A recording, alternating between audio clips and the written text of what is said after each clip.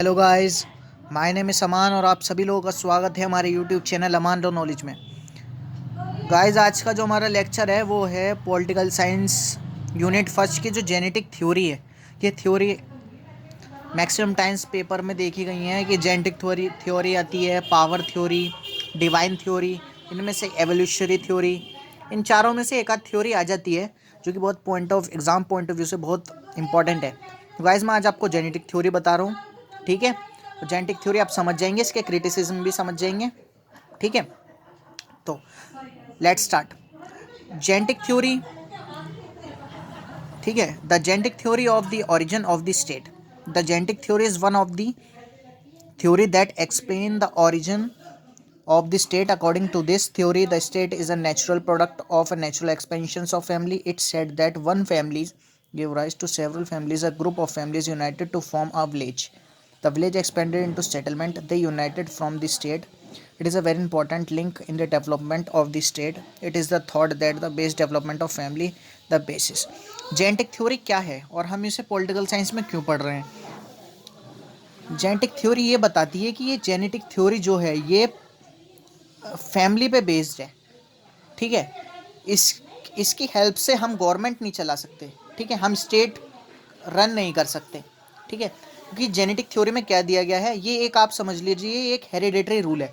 राजा के बाद उसका बेटा, ठीक है, बड़ा बेटा, फिर उसके बाद मरने के बाद उसका बेटा, ऐसे करके ये जो थ्योरी है ये स्टेट नहीं चल सकता इससे, ठीक है। मान लीजिए कोई एक मिनिस्टर है, ठीक है, सपोज कर लो कोई भी एक मिनिस्टर है, उसके मरने के बाद उसका बेटा, ठीक है, फिर उसका बेटा, फिर उसका बेटा, ऐसे करके ये स्टेट को वर्क नहीं कर सकते। ये फैमिली रिलेशंस में ही वर्क कर सकता है, ठीक है। ये इसलिए जेनेटिक थ्योरी का ये दिया गया है कि इसकी मदद से, इसकी हेल्प से हम स्टेट का वर्क नहीं करवा सकते, ठीक है।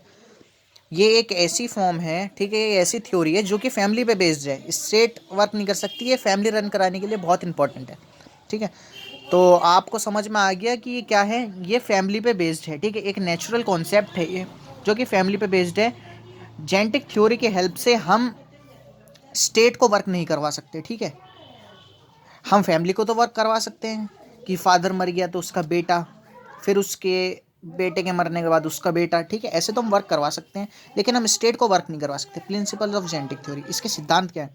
The systems of permanent marriage prevailed in primitive time and prenatally establish fact, ठीक है। तो ये जो हैं ये इसके प्रिंसिपल्स हैं और क्रिटिसिज्म भी हैं, ठीक है, क्रिटिसिज्म भी हैं। और ये रहा, इस सब के मैं आपको नोट्स दे दूंगा। जेनेटिक थ्योरी आप सिर्फ एक सिंपल लैंग्वेज में समझ लिए कि ये एक फैमिली का कॉन्सेप्ट है, एक हेरिडेटरी रूल है जिसकी मदद से हम, ये पॉलिटिकल साइंस में हमें क्यों दी गई है, इसकी हेल्प से हम स्टेट को वर्क नहीं करवा सकते, ठीक है। हम फैमिली को तो वर्क करवा सकते हैं लेकिन स्टेट को नहीं करवा सकते, ठीक है।